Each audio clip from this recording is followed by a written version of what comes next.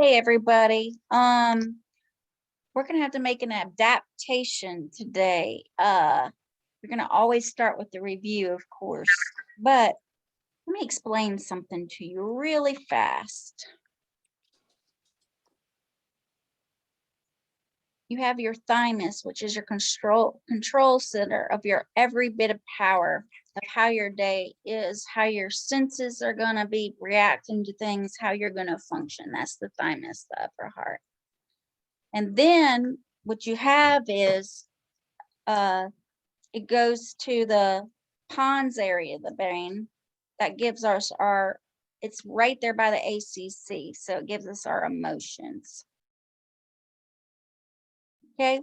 And then you have the RAS, which is the rectangular activation system, where it has you become conscious and it helps you with short-term memory, basically. This is more of related to the pons and the long-term memory. And so this also regulates processing speed. This whole system of the thymus to the pons to the RAS, rectangular activation system. So overarching that, we have what's called the mind, okay? So the mind of a student works with this high heart, works with the high heart to say, how's, again, every system going to function, even the brain processing speed. So I'm altering what I'm teaching today because guess what? I am neurodivergent. So my mind is real busy today. It's on hyperactive mode. So it's usually related to something with anger, but I have not had anger. I think it's just anxiousness for my day because I've already tutored 2 students and I'm a little tired and my husband's sick. So remember, so my processing speed is really low. So I do not want to do the next set of sounds with y'all because I know I'll be messing them up. It's my auditory processing and I will not be producing them correctly. Because I'll just make too many mistakes with that, making those sounds. So next week, hopefully my mind is calm. It's got this whole system is an equanimity. It's centered and it's peace. So that way I could get through those sounds so well. So with that being said, think of our students that way too. Why are we pushing academics when in their mind, who regulates how all their systems are going to learn and function, as well as their high heart, the thymus, that we're pushing when they're going to have off days. That's why you're going to have them teach them something one day and the next day it's just gone. It's that slow processing. It's so slow, it's almost nil, right? So don't push them that day because it's something like me. It's where I'm anxious. It's not due to anger, but can be. And it's a hyper arousal of the sympathetic nervous system that going on. And it's just based off of what I got going on today, just busy. And my husband being sick and not sleeping well, See, so let's not push. If they're having an off day, just take it at that. Do creative stuff that day. Have them something that's automatic for them. Me talking about the brain is just automatic. So I don't have to worry about distinctly producing sounds. So don't push our kids is basically what I'm saying. Academics will come. You got to trust in that. You got to trust their mind. Treat them to trust their mind too. And to notice when they're off or having an off day like myself, right? And that's okay. So speaking about the brain and this mind and everything, we got slow speed processing going on in my brain right now. So what would be helpful? Listening to music, right? Because music speaks to both sides of the brain. This is, again, the sympathetic nervous system. This is the parasympathetic. So remember, I'm here in the sympathetic nervous system. So everything's fight, flight, or flee for me, and hyperarousal, speaking fast, thinking fast, having an off day. So music will regulate that for me for calm. But what if I decided I do have to learn that day? We do have to learn something. Go to music, find a music that is right at a medium tempo, not too loud, not too soft. Play it if you have to learn that day. You choose music, it will again balance and being able to access both sides of the brain and be able to calm the student. Do you have to do this? You can do this every day, but I'm just saying, especially on those days, right? Especially when I have a hyperarousal, that I have slow speed processing going on, and it's variancing between the two, just not normal balance in my speed processing.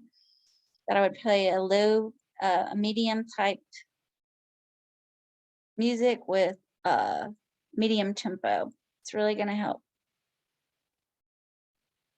So let me show you what I'm talking about.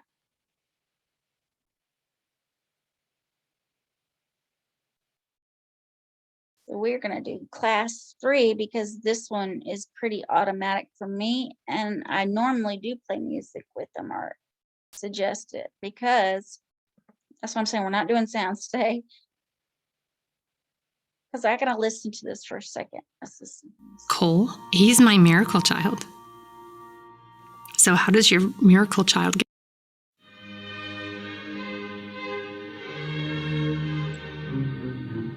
You can start off with just listening to music for a minute. You don't have to choose Mozart. I just know a lot about what Mozart does. To higher order thinking, but close your eyes if you need.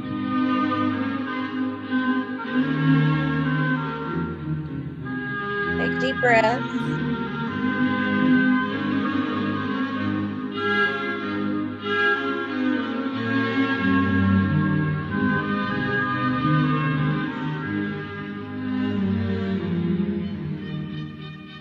Feeling calm now?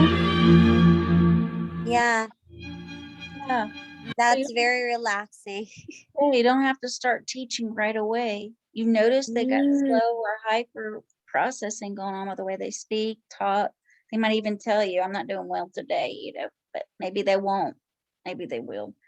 Let's play some music a bit like this. Uh-huh. If you are my Albert participant, you're either doing case study or reference, or just asking for referrals or references. So I'll coach you on this. Don't worry. It's available in each class, like that you could just play music like that and get fast tempo, slow tempo. Yeah.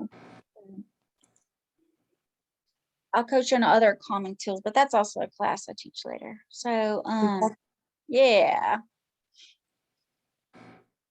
So you also might want to teach them some brain tricks for them getting to understand their brain when it's doing this fast, slow processing.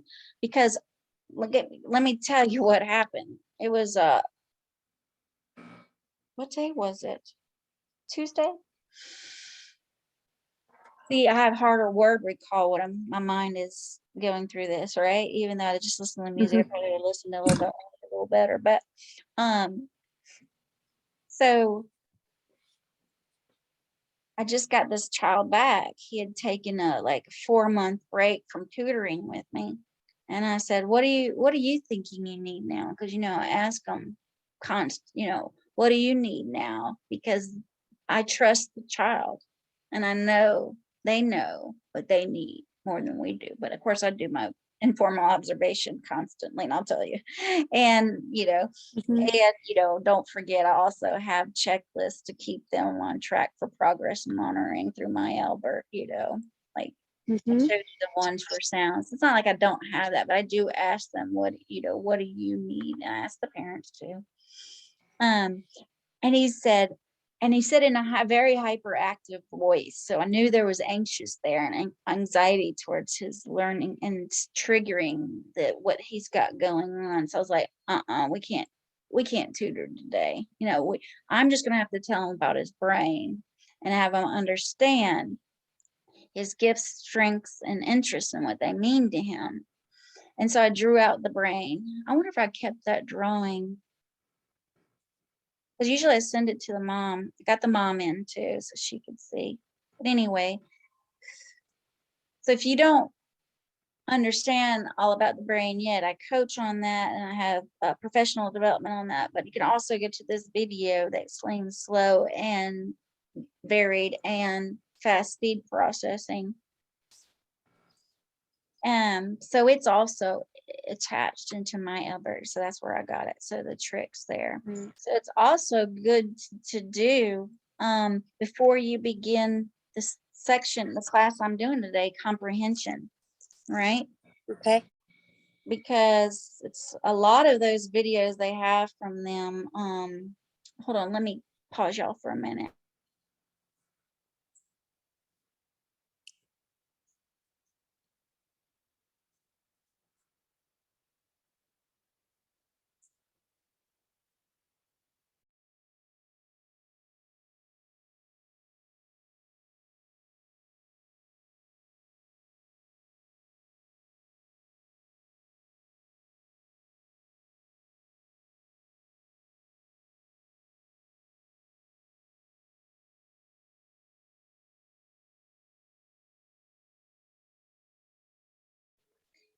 So yeah, I told y'all I was having a crazy day. Okay. So I have it under comprehension, so they're comprehending and understanding their brain too. If I haven't had the opportunity where I felt like I needed to take that minute and explain their brain, but that boy was feeling so much more confident and better about himself when he got the brain explaining what was going on with him. And I also talked a lot about the emotions at that point too, because we can't forget the fact that our emotions affect how we're going to learn because we filter everything through our emotions. Y'all saw that on the brain. It goes thymus, pons with the ACC, with the long-term memory, right? Up to the rest. So emotions have a big part. And so he did use words like, yeah, I've been angry at, and yes, I've had shame for, I'm helping, and I coached his mom a little bit on using those words himself too, so he gets those words out there. And he gets it, and she's also got, got some tricks for calm now and stuff. But so if you haven't had a chance to teach about the slow music brain tricks, you can do it during this class number, did I say 3 earlier? Class number 4. So you get to this class after you're finished all the phonics, even up to advanced phonics that you're on to comprehension. You can play music quietly as you do this class. You don't have to. You can keep turning the music off. But I love this class. That's why I'm teaching it today. It's really awesome. Okay. I do it all the time. Because that means I've gotten my kids through class 1, 2, and 3 when I got majority of my kids on this comprehension. So that's exciting. Ah, okay. So I say begin the class, very first session, I say, we've learned a lot about how you're an interest-based learner. You need to learn by your interests. So let's put them into a mind map. Let's look at them again. And I take a photocopy of it so I can refer to it each week of this comprehension class. So I'm gonna put their name. I'm gonna go Journey's Interest because you're obviously participating today. So exciting. So Journey's Interest. Pretend like you're a child, Journey. Okay, so here we go. Interest. Music. I Hey. love music. Oh. Yeah, Especially Christian actually, songs. I put arts here because I know a Okay. majority of my kids are going to be arts. So I'll put that in the title here, and then I put I love Christian music too. Christian music. I remember that for becoming my Albert coach. Okay, Christian music. We got what else? What else do you like in the arts? Dance? Arts. Are you dancing? I don't Dance. have a She talent. likes dance. What about drawing, Yeah. coloring? Oh no, I can only draw sticks. Sorry. Language arts. You like journaling? Sometimes. Yeah. Okay. Crafting. Do you like crafts? Yes, that's my top interest. Do you see all those transitions and reversals? Remember, my sounds were going to be off, but my spelling could be way off too today because of my mind being busy. It's okay. Yeah, that's you're right. I'm not an equanimity teacher. So, what about crafting, craft stuff like making craft books? What do you call those? See the word Like, I forgot that. Like, yeah, you're gonna scrapbook. design scrapbook. Yeah. Yeah, are you scrapbooking? Do you like Yes, scrapbooking? before, but since I don't have time, I used to love to cut some pictures and then paste it on a scrapbook before. Okay. So we're I'm gonna go with what my kids say. They would say animals, and I'd say pet, wild, all, Anna, help me, animals. Okay. Now. Yeah. Okay, so let's not do all the subcategories. We don't have time for that. But they're also going to say sports, Mm-hmm. and they're also gonna say travel, nature, all of that. Yeah. So I'm not gonna be writing all these subcategories. But I got one of my own I want them to add because I got a reason for it. I'm gonna have to say school subjects because there's a reason for that, because I have to explain that reason. And so they're going to say, our kids are going to say science. They're going to say science, and they're going to say geography. They might say history. That's the main ones. I'm not going to say reading, and only 5% are going to say math. And trust me, I don't do math either. But I do have that one class. I do it this summer. So I'm not doing all those subcategories either, but there's a reason I have to get that out of them. But I say, oh, great. So trust me, each week we're going to go by what your interest is. Yep. And your interest might change, and you let me know. You might find another interest, might get rid of an interest. But I know from teaching and tutoring a long time that we're interest-based learners. And that's how we learn, basically. I was gonna say something I forgot. But anyway, so I take a snapshot of it and I remember, but I'm not gonna do that and send it, and I keep it on my computer so I have each child's one on there. Now we're gonna start reading comprehension. I got to read works. This is all in my Albert Trello board. There's all the links to all this stuff, and I can coach on that. You can just explore around the Trello board. But so what do you feel like doing today? And we choose one, and let's choose I can gear them to one of their interests, like scrapbooking, because you just put scrapbooking in here. Okay. But sometimes I kind of gear them towards the subject areas, right? Especially if they're a homeschool child. Just trust me on that. Just get them into that. So let's just choose that today. And sometimes I just do grade level based on their interest. Let me tell you when I do that. When they just, like, they're younger, but they've moved through all my other classes, and beginning comprehension. But we're not going to do grade level ones based off of interest today, because I want to show you what I do for ones that are just so ready for comprehension. They're not younger, so they're like more like 13, but they had also been through all my classes like 13. Okay, so I say let's do your subject science that you said you liked. Okay, it's based off your interest, what you like. You tell me what we're gonna read here.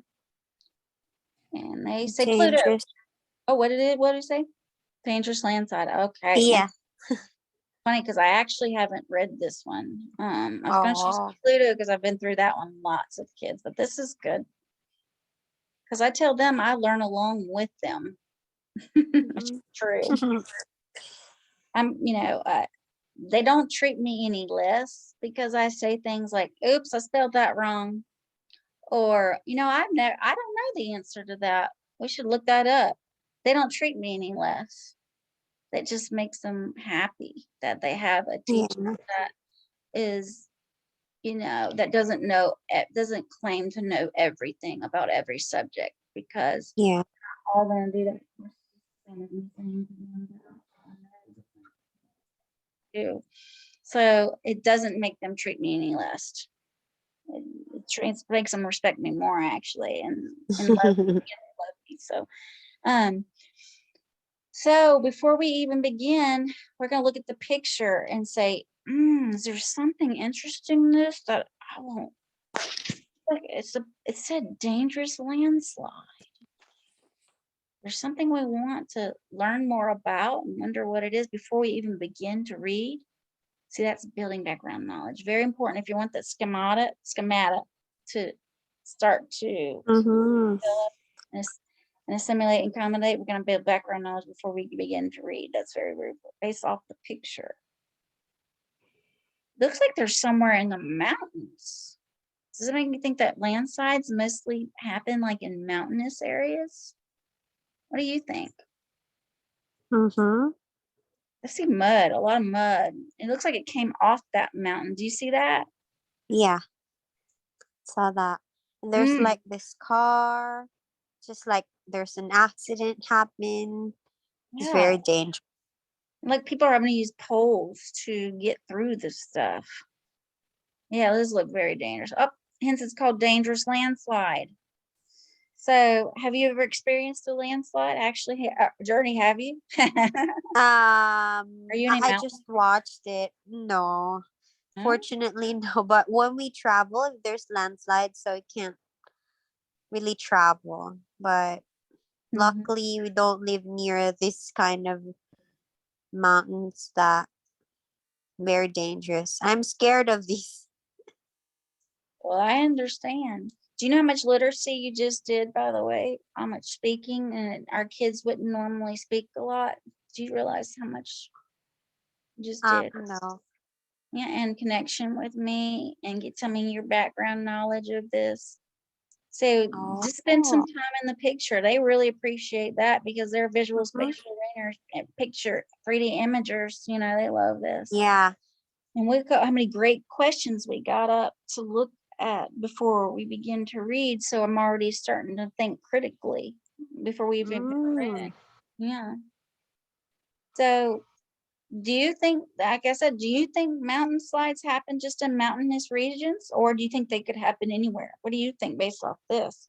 What you already know about mountains. Yeah, they can happen anywhere. Not just in mountainous regions? Okay, so that's your answer. Now, prediction is key because you and I, our brains are so smart. Let's see. I say landslides can only happen in mountainous areas. It's different than yours, and that's good. Let's do that. Let's see who's right. Yeah. And it's not between right and wrong anymore about me, because remember, I'm on an even playing field in their mind about who I am. So it's I can say that it doesn't hurt anything. So let's look it up, and how we word it's very important. Do landslides. Y'all help me make sure I'm spelling it right. I have dyslexia. I tell the kids that. And It's this helps them okay. with their spelling. These landslides only happen in mountainous regions of Earth. I just felt like doing that. Okay, so depending where they are, remember we're talking about a 13-year-old that was just so ready for this class. They're so fluent because of all that wonderful phonics I'd given them, even up to advanced. I'd let them, but if I don't feel like they're ready, I will read. Because we're about to build a skill of thinking about reading anyway. So let me read. The various types of landslides can be differentiated by the kinds of material involved and the mode of movement.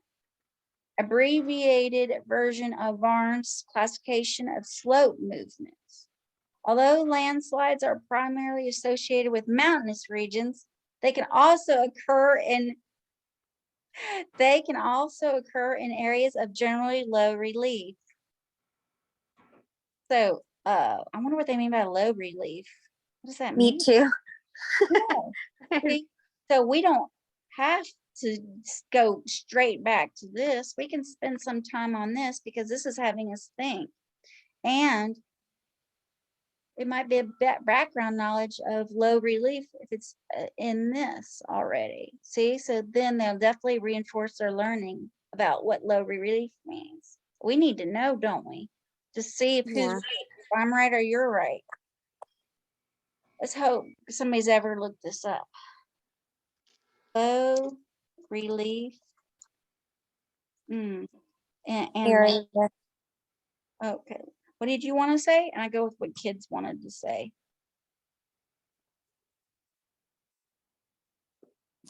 Area, low relief areas. Yes. Okay. That's good. That's good. Because they're helping me write this and they're helping me look at this thing. And so that way, when they do their own reading and research with comprehension, I forgot to tell you that's the date of this reading and research, that they know what to do. Okay, I'll read. And notice I've got it highlighted for visual processing problems. We got to avoid black and white. Notice I can also make it as big as we need or as small, depending on visual processing problems.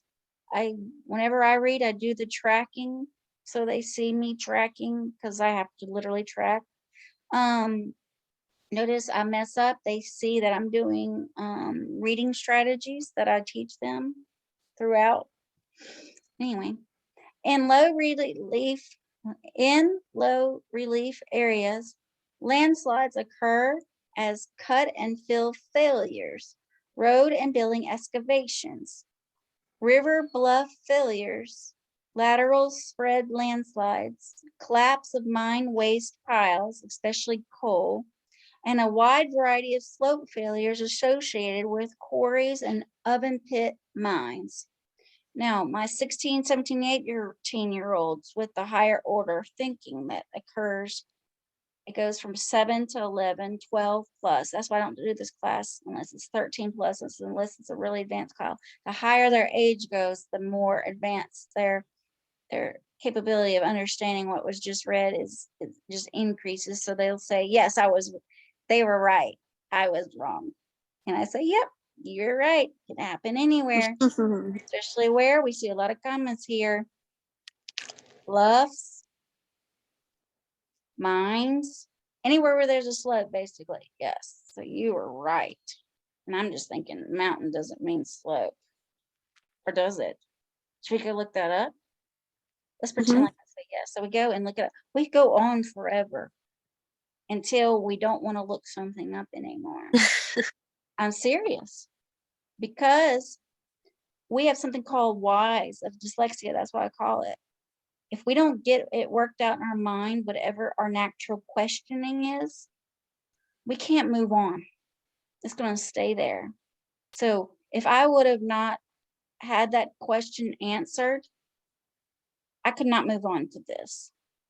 Because that was my natural questioning, that last one, what we talked that we said.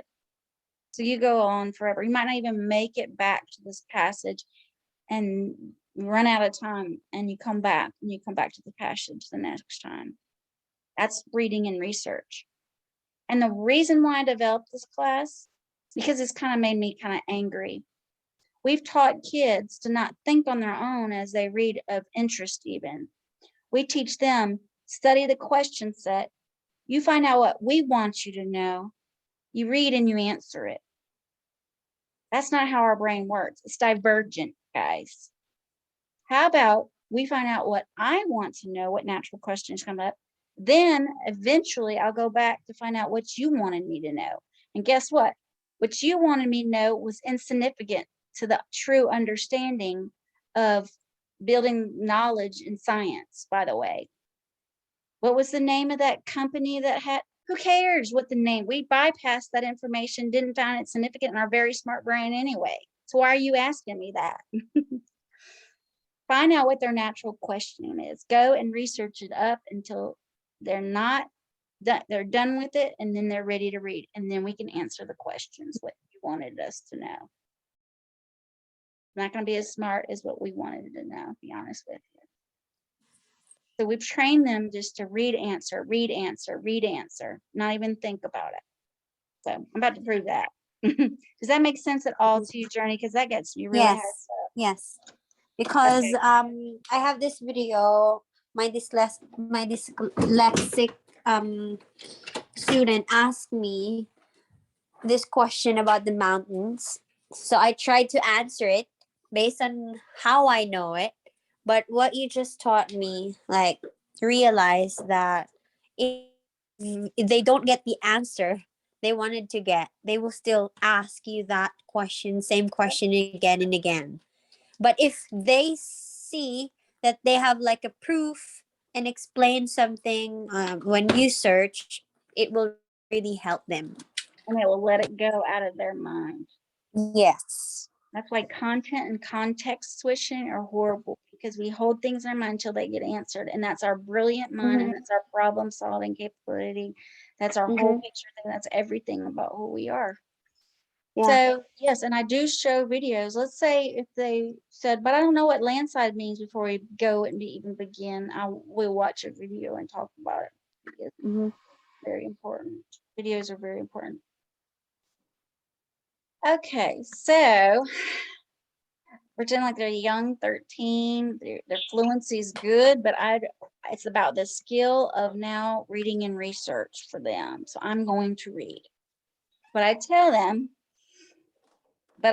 something, but your job is to think about the reading. That's all I need you to do. Whatever, just like we just did with the picture, whatever you want to look up, fix up, we'll go and do. We'll come back to this. So that's what we're gonna, and I demonstrate more of the questioning at first. Did you see me with the picture demonstrating more of the questioning? Yes. Because they've been trained not to question or ask, but their brain naturally does it. So it's before no time that they caught on. So then I don't have to model so much questioning anymore. They're like, I want to know this. I want to go look at this. I want to know blah, blah, blah. Okay, so let's read. Now it does cross over to fiction too, by the way, but it's more fix up and fiction. It's words that you don't know what it means. That's more in fiction. Nonfiction, you'll have look up and fix up. Okay, so one night in March 2014, mud broke loose from a tall hillside near the town of Oso, Washington. The giant mass of wet soil moved downhill quickly. It eventually covered 30 nearby houses with mud and dirt. Many people were hurt. And our kids are so sensitive, whether it's looking at a video or thing. I say, does this make you sad? And they're like, yes. I'll say, let's read something else. I'm not kidding. Sensitive towards people, animals, and nature. We're truly empathetic. We're truly intuitive. We're truly empathic. So if it's any kind of sensitive information, I will stop and ask them. But pretend like that, like, no, I'm okay. And then we go on. Landslide is a word many people use to describe this kind of emergency. This landslide happens when very heavy rain soaks the ground near Oso. So I said I'd read it for you, but eventually you're going to read, by the way. So tell me, did anything come up naturally that you want to look up, or maybe even fix up? That's a word that you're not sure of. You can look back if you need. Just teach them skills of looking back. Absolutely important for us. We're going to reread, we're going to re-listen, and we're going to rewrite everything, probably the rest of our life. So look back, see what we can look up and fix up. Now I've got one for you. remember, I will model it first for those who haven't yet learned to trust their minds. So I say, well, here's one. Do you know where also Washington is? And they say, no. Well, let's go look it up. Let's look at the mountains there too. There's got to be some because they mentioned it, right? And I'm checking their process, their comprehension. That's listening comprehension right now at this point, right? Mhm. Unless they read along with me, then it's not, which they could not do. Then they, okay. Also, Washington, on how you word it, you can help me check my spelling too. I'm gonna put map, and then I'm gonna put images so you can maybe see some mountains.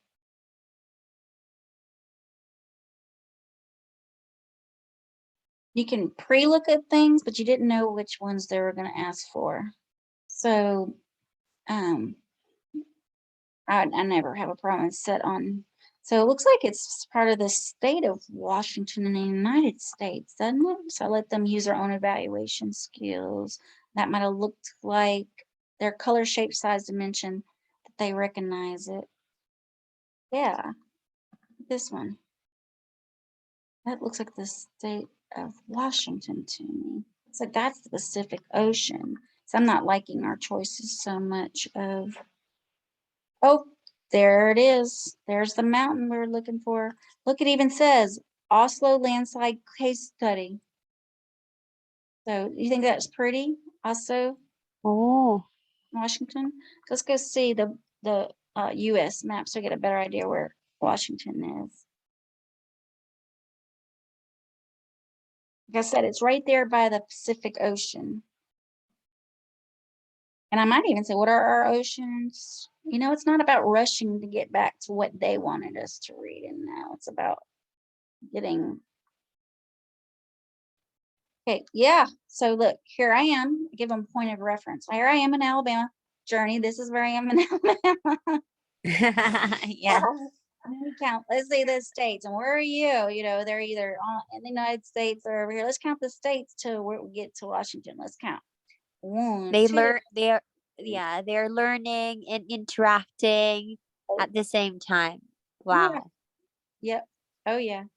We the planet one where I actually had read that one before. I'll go through the what are our planets. I mean, it's a good way too, and they don't even know they're learning because it's just fun, you know? And they Huh? got so much autonomy in having to make these decisions of what are we gonna go look up and fix up. Then I get to bring in the learning. So yeah, there's a specific ocean. Or was it 8? Do we count 8 states away from me and 10 away from you? Blah blah blah. Yeah. So that's it. So can we see where we think there would be mountains in this area versus Alabama where we just have hills? Let me just tell you. Actually, Journey, let me just tell you. You like this. Uh-huh. This is called the Appalachian Mountains. It starts actually near my house. Oh. Yeah. But it's not as high as the mountains that you get out west, like the Rocky Mountains. And I've been to Mount Rainier, actually. I might even show them Mount Rainier where I've been, building more background knowledge into what Washington is. And Mount Rainier is the prettiest mountain I've ever seen in my life. You gotta look it up. But anyway, I give them, and that's more connection with me. You know, I'm building connection all constantly. Have you ever been to Washington? Blah blah. So anyway, there's the Appalachian Mountains there. They're just kind of low, really, and starts in Alabama. And I have to guess, kind of goes up to New York, and then we have the state of Washington, much bigger mountains. Let's see if that was a big mountain that they had that on. I do a lot of backs. We do a lot of looking at across to see. Is that a big mountain that they had shown us? Big mountain? It's hard to tell from up above, isn't it? Yeah, these up above pictures. But it does tell us that landslide's going to happen even on a little slope because that doesn't look very big to me, does it with you? No. Same. No. Yeah, doesn't have to be very big. Okay, so that was my question. And I don't expect you to be able to look up and fix up because I even tell them because you hadn't really been taught to think about your reading like I am going to be teaching you. Mhm. It's true. So anyway, I tell them that. So let's pretend we've been doing research and reading a while. They're reading now and they're telling me naturally what questions that come up for them. Mhm. They're naturally smart brains. So Journey, do you mind reading? Yeah, sure. Uh-huh. At the beginning of any muddy landslide, wet ground breaks loose. As the mud moves, it may rip bushes, boulders, trees, and other things out of the ground. Landslides can cause serious damage.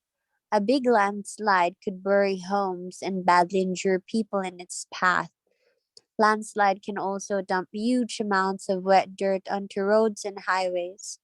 This added enormous weight could wreck cars and might even cause the road to collapse. Okay, they're not going to need to look back at this point because we've been doing reading and research so long. Uh-huh.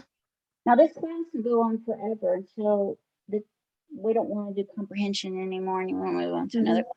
I mean, I did it for 2 years with 2 students and I did it in the Wow. class. Yes. And we were just done with it at one point after 2 years. We're just like, yep, we're done with it. Let's move on to the next class. Serious. The learning is never ends. But anyway, so they're really good at this point of their own questioning. But I say, oh, wait. Before we go to your wonderful questions, I love the questions that you have. Aren't you just so proud of yourself? You're really thinking about your reading and really trusting your brain. Let me teach you. There's a sight word in here that I heard you say. So this word got you a little bit. So here's the fix up. This is a sight word. Mhm. It looks like bury because yours is but it's actually bury, like an ARIRY.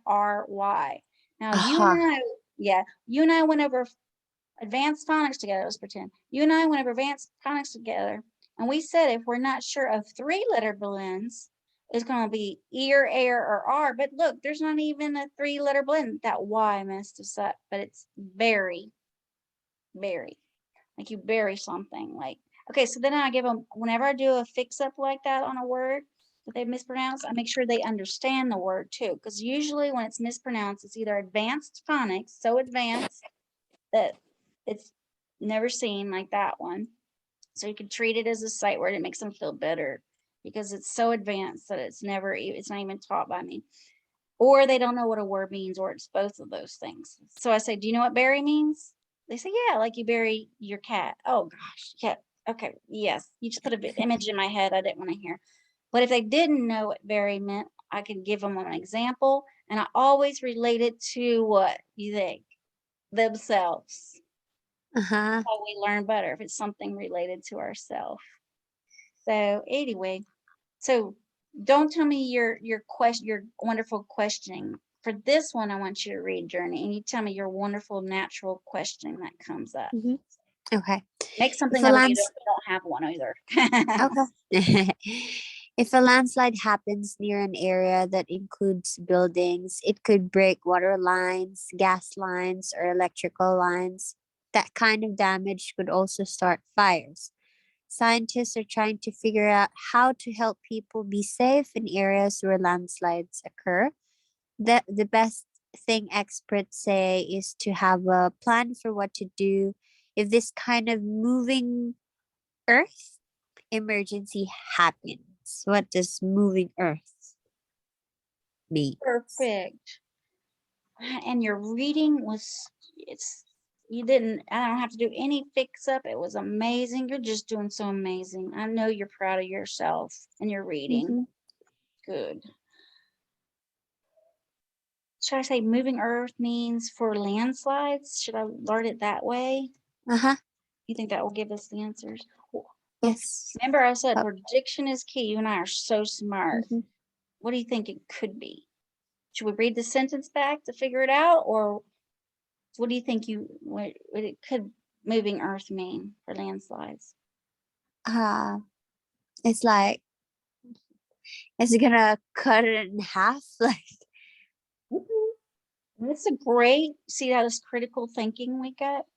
Let uh-huh. me think. Did I make it a game? Let me think. Do I think that? Yeah, I can agree with you on that. Let's see. That one doesn't mention. So I can do a quick look and pretend like, and I'd go, if it didn't answer it, I'd go through the questions. We might find a better question we liked. And it might be worded better. Well, let's pretend like we don't find the answer, which we probably could have. Let's pretend like I say to them, you know what? A lot of people haven't answered this question, so it's not here on Google. So I'm going to need you to research outside of this. You might even have to go to the library. I don't know. I want you to get that answer for us. When I see you next time, I need you to tell me. See, and that teaches them to go outside of and not to trust Google for everything. Yeah. So, so anyway, so we, like I said, we do it and we go all the way around with their original, very original map was. Let's see, this might be ours. If not, no, it's Elizabeth's. So anyway, go down around to the, go around it, or I'll let them pick on whatever they're moved for. Okay, I gotta do a My Albert plug on the end of this one real fast because I did several things. I invited you to the, you're in the Facebook small group, right?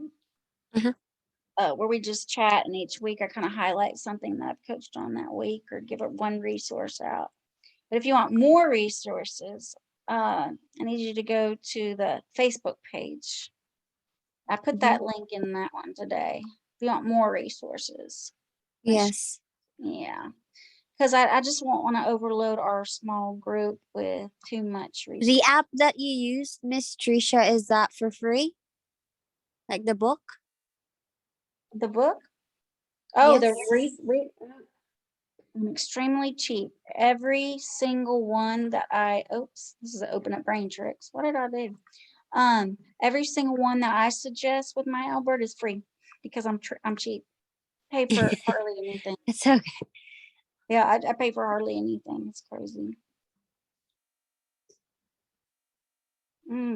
Okay, so it's called the Albert, my discussion group. So this way you get more resources for free. Oh, okay. My Albert is good. Let me take a screenshot of this one. Okay. This is our chat group right here. Look at it. See, you're in this message group. Anyway, it's there. So this is where I wanted to plug for my Albert real quick. Once you get in there, I got pinned to the top about me giving these Friday free trainings, right? Got that. I got where you can meet me live to answer and have a discussion on anything. So I got that up this morning. I got this group that you could share. Yeah. I got one. I put one other thing up there. It was about if you want to do a case study. I thought I put it if you want to do a case study. Anyway, if you want to do a case study, reference or referral, you don't have to do it. Well, you don't have to do the reference referral until you finish this free Friday class. That's just writing a quick letter for me. So in my Albert board, what you have here at my Albert case study, it just reference referral. You can see how other people wrote one for me. A biggie. I can coach you on this even. If you want to do a case study to help me out, it's got each type of case study. It's got just a small focus group survey that you hand a small focus group. It's got the larger case studies, and this is what a classroom needs to do for me, which one is. And then you could just video document something of how well it's going, kind of like the reference referral. So you think about that. But you know, you don't have to, the case study, you'd have to get a hold of me now about the reference referral and everything. That's not until the very end of it. So I need y'all to do that for me. And for everybody who's listening, that's what got them access to this board, my Albert board, that has every single assessment and evaluation, every support document with that. It's got the phonics, it's got the comprehension, it's got the phonological awareness only if needed. We can talk about that later.